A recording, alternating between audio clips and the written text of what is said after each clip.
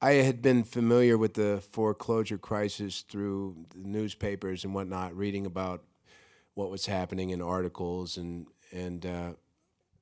while I had sympathy for people that were going through that experience, the articles I don't think painted a very vivid picture of what was actually happening. Yeah. So they were very technical and laced with funny names like Fannie Mac and Freddie Mac or Fannie Mae or whatever. It just sounded all ridiculous, and Yeah. I thought, well, what's actually happening down there? And Ramin went down there and did the research. He spent time with the people.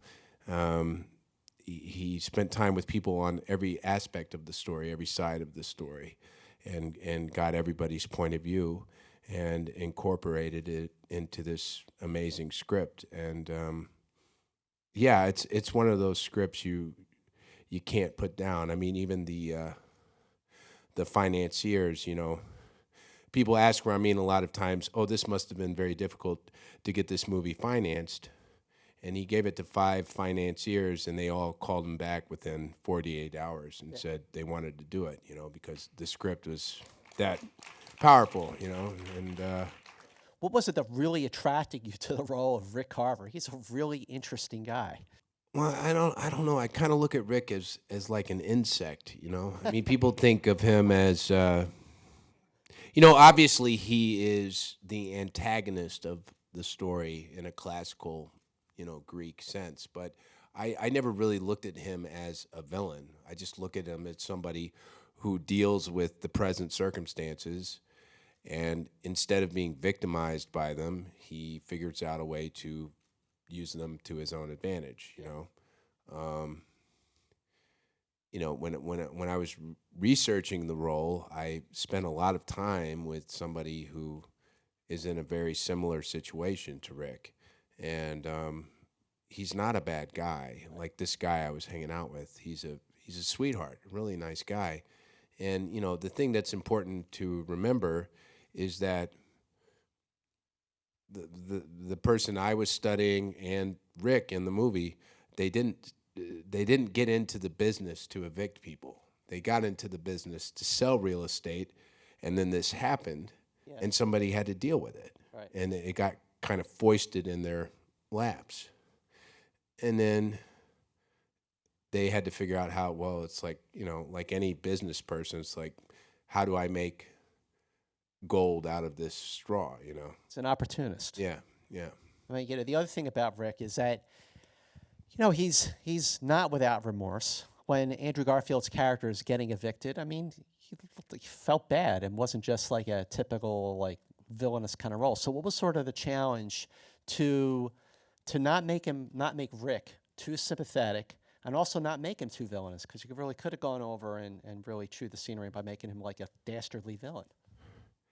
My system of dealing with that conundrum was to not give a shit.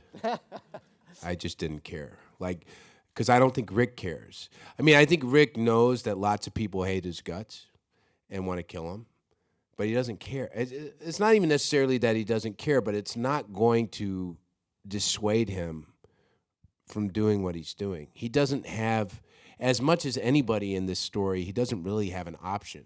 I mean, what's he going to do? Be a school teacher? I mean, this is what he knows how to do. It's what he loves to do. He loves what he's doing. It's what he's trained to do. And, there are a lot of people in the world, I believe, and this may sound a little overly sentimental or whatever, but there are a lot of people in the world that I make a living off the misfortune of other people. Yeah. I mean, that's just, from my point of view, the way it is. It's the same thing when I was doing the Iceman. One of the reasons I wanted to do the Iceman was like, here's a guy who really wants to have a family and a home, and the way he pays for that is he goes and whacks people. Yeah. So it was a similar kind of thing. I mean, they're obviously two very different characters, but I don't really judge any of the characters I play. And I don't necessarily worry about how they're perceived or received by the audience. That's up to Ramin. Because like Rick, his home there's nothing in it. There's no furniture. There's no pictures on the wall, and this the way he smokes that cigarette. I mean, how much of that was scripted about the character of Rick, and how much sort of evolved from you? Like, how much did you? I mean, I followed the script very closely. The e-cigarette was Ramin's idea. All of the locations, that was Ramin's vision. Every once in a while, Ramin would literally ask me to help him figure something out, or solicit an improvisation from me. And I do have a bit of history in improv. I came up in Chicago doing Chicago theater, and I did improv there. So I'm not scared of improv, but I really respected the script, and I wanted to do it word for word. And but every once in a while, he would ask me to think something up. Famously, I guess. Well, not famously. It's not like it's Gone with the Wind or something. But we've talked about at great length the ending of the film. When Rick says thank you, that's an improvisation, because Ramin was he wasn't sure how to end that relationship between Rick and Dennis, and he was very honest about it. He said, I've been working on this script for months, and I don't know what the last moment between them should be. Right. And in the script, it's just a look. And he's like, a look's obviously not enough. Something's got to happen, but it's very complicated because you're surrounded by the police, and you can't necessarily maybe say exactly what's on your mind, but you want to tell him something because it's probably the last time you're ever going to talk to him. And he would call me all the time and say, we need to have a meeting about this. Go have a coffee, talk about it. I'm like, no, we don't. It's fine. We'll just figure it. He's like, it's the end of the movie. I said, I know, but just trust me. Something will happen. And and we get there, and we do the first take, and Ramin's like, no, that's not going to work. That's not right. He's like, I hope you have another idea. And I was like, maybe, I don't know.